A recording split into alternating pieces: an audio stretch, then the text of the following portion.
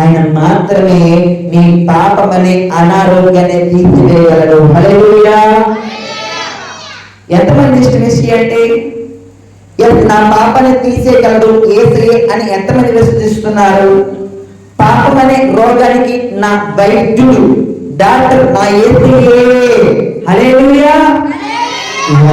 ఆయన నీకు పట్టినటువంటి పాప సాయ పాపం అనే రోగానికి డాక్టర్ వైద్యుడు. ఆయన దగ్గరికి వెళ్తే నీలో నుంచి ఆ రోగాన్ని ఏం చేస్తాడు? ఏం చేస్తాడు తమ్ముడా? చెప్పండి, ఏం చేస్తాడు? పోగొడతాడు. ఆ పాపం అనే రోగాన్ని తీసివేస్తాడు. అంతేగాని గవర్నమెంట్ హాస్పిటల్కి వెళ్ళి 3వ వార్డు ఉండిద్ది, గుంటూరు గవర్నమెంట్ హాస్పిటల్లో అన్ని రకాల జబ్బులకి 3వ వార్డుని రాసి పంపిస్తారు. అవునా? ఆ 3వ వార్డుకి వెళ్ళి పోయి కూర్చొని కాడి నుంచి 3 అబద్ధాలు వస్తున్నాయి డాక్టర్ గారు, భూములు అవుతున్నాయి, టాబ్లెట్ రాసేమండి అయ్యా అంటావా?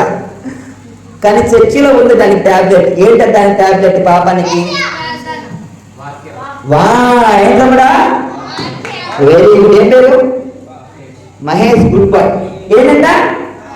పాపం అనే రోగానికి టాబ్లెట్ ఏంటి?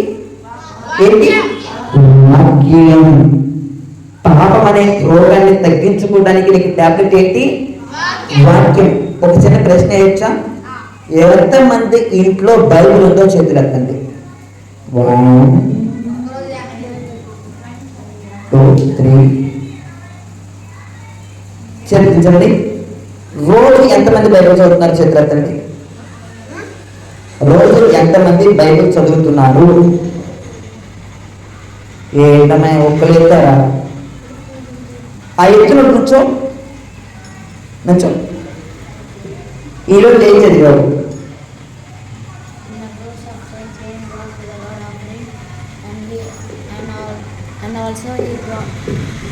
చెప్పు.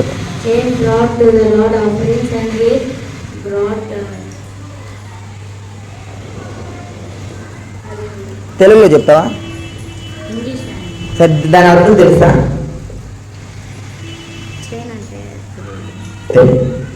బైబిల్ చదివాలంటే చదవడం కాదు, దాని అర్థం చేసుకుంటూ చదవాలి. అప్పుడు ఆ మెడిసిన్ నీకు పనిచేస్తుంది. అసలు ఇప్పుడు టాబ్లెట్ వేసుకున్నామంటే వేసుకోవడం కాదు, రకరకాల టాబ్లెట్స్ ఉంటాయా? ఏ రోగానికి ఏ టాబ్లెట్ వేసుకోవాలో తెలుసుకొని వేసుకోవాలి. అంతేనా?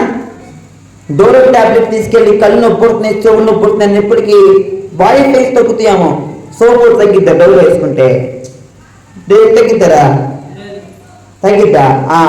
సైడ్ వ్యాధి ఉంది. సైడ్ అంటే కళ్ళు సరిగ్గా దూరం వస్తువులు కనిపించకుండా ఉంటాయి కదా, అట్లాంటి వ్యాధులకి బయట 100 రూపాయలకి రకరకాల కలర్లు అమ్ముతారు.